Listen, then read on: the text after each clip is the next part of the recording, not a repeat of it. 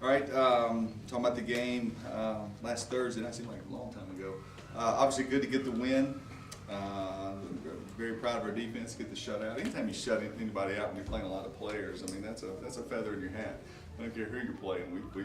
I guess it's been since, what I say, this since 2011 or so since we had a shutout. So very proud of our defensive staff, proud of our players. Thought we were fast on defense, which I expect that.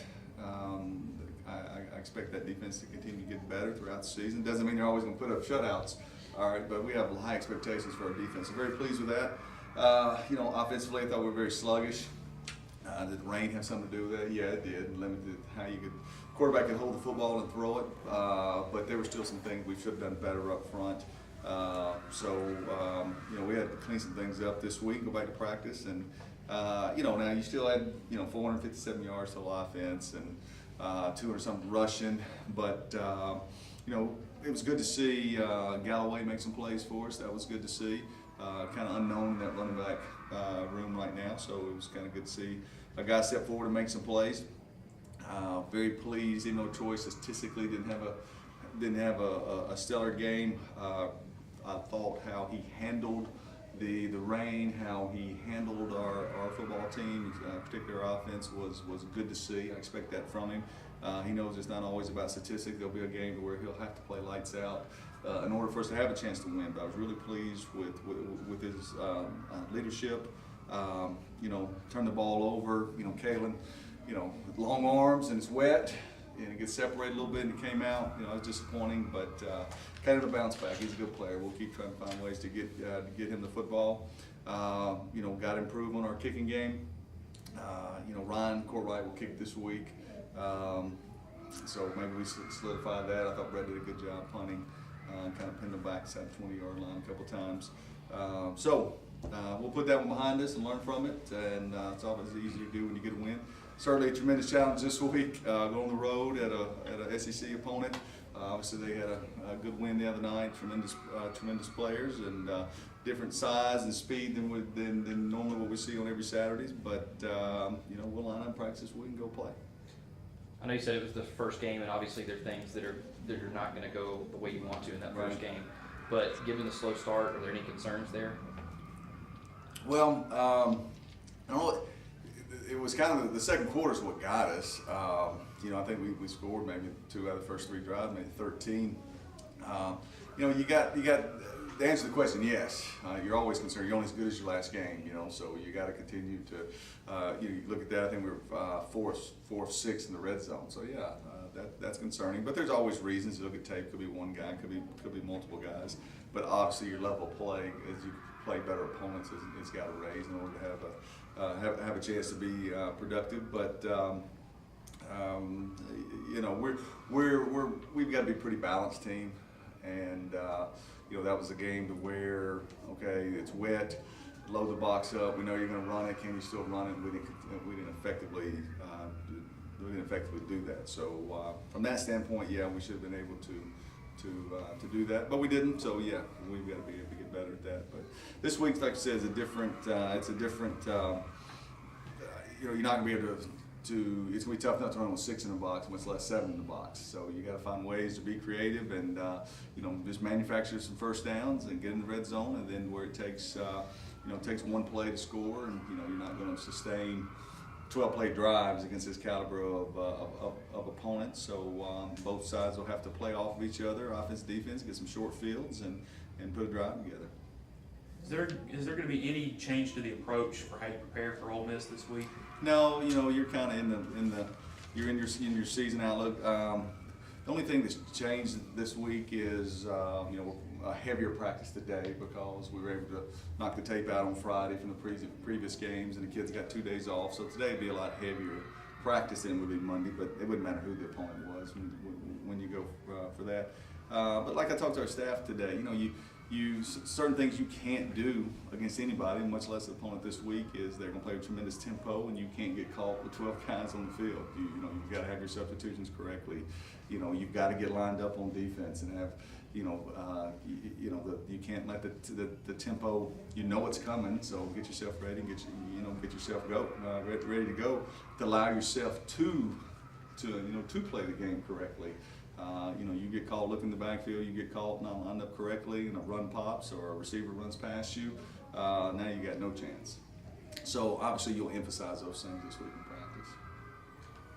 How much do games like this mean to this program? You've played games like this every single year. Yeah. You played Ole Miss recently. Yeah. I mean, what do the games mean like this, the program, not recruiting wise, but then financially, then the players get up for it as well? Yeah, I think it's important. I think every game that you play is important. It's an opportunity for your team to grow. Just like the one the other night, you're supposed to win that game. You're a heavy favorite. So, can you match expectations and your defense throw a shutout? So, that one was important. You go into this week where you're tremendous underdog. How you play can help you for the next week. You can't just disregard what you put out there on Saturday and think that whether it's good or bad, and think it doesn't affect you the next week. It certainly does. Go back to 2012 when we were fortunate enough to beat Memphis. I won't say it's a program changer, but it certainly gave us some. It gave us a different. We were looked at nationally differently. We were looked at regionally different when we were able to get that FBS win. And we had a couple different opportunities, last year. So, and it's a memory that the kids would have with them, forever. So, it is what it is from a whatever the line would be. You can't do anything about that, but all you can control is how you play on Saturday, how you prepare this week. And, there's two teams playing, and one's going to be a heavy favorite, one's going to be a heavy underdog, but the field's still 100 yards. It still takes 10 yards to get a first down, and that's how we'll have to approach it. Do you talk to the players about stuff like that, about the 2012 game, as well as some of the upsets that happened across the country this past week? You don't have to talk as much about the upsets because they see them. They see them, and they'll come in the building today with good mindset. The key to it, in my experience, is not the getting ready for the game. We'll have a great practice this week. I wouldn't expect anything less. It's how you handle adversity in front of those that crowd. How you handle adversity. When you give up a score. That's what we're going to talk about all week is, playing the next play. Figure out a way to get them down and make them snap it again. That's what I want. That's what I want to see. We'll be ready to play. We'll have great energy. What happens when that bubble that balloon gets bursted? How will you respond from there? And that will tell me, how we're growing in our maturity. I know obviously Ole Miss went through a lot of issues last couple months leading up to the season. I'm not sure if you've watched any film on them yet, but do they look any different compared to what you did with them over the last couple of years? Have they changed schemes? I mean, is it pretty much the same team y'all faced? The quarterback certainly can run around and make a bunch of plays, and he's a fantastic player. No, the schemes are different. They're different. New coordinator, they're more systematic now probably than they were. The wideouts are big and fast and strong and put you in a bind, and then you try to double those guys, and then you get left with 5.5 to 6 in the box, and certainly those big runs can come out of there. So they create a lot of problems with you, and then with their tempo, they're constantly trying to fatigue you and make you be simple with your calls, and so I think it's kind of the same philosophy but more systematic. Now the defense is totally different than it's been in years past. A lot of new names and new schemes. So that's obviously something we've been looking at since the summer as well. What can your guys do to disrupt their tempo? Tackle them on first down. That's whoever you play. You tackle them on first down, limit big plays, and get them to some third and longs, and then usually a different a coordinator gets to their third and long calls, which slow things down. So. You need some incompletions on first down. You need to get them to some second and eights, second nines on second downs. That's the only way to slow down a tempo is to make them have to get some third and longs and third and mediums and not all those third and shorts. That'd be the key to that. Obviously, your defense was the one that kind of shined in this last game on Thursday night. Mm-hmm. When you're going into a game like this, playing an team like Ole Miss. Typically, these games they score a lot of points. Would you say the focus is on the defensive side of the ball this week, especially considering what you guys did last week? I mean, when you look at them on with all the big names or their playmaking ability on offense, that's the first matchup you look at. And that's I think the strength of our team and certainly the strength you know, the quarterback they have and the wideouts and quality running back. Yeah, I would see that, but you know, you're going to have to score some points. You know, you're not going to.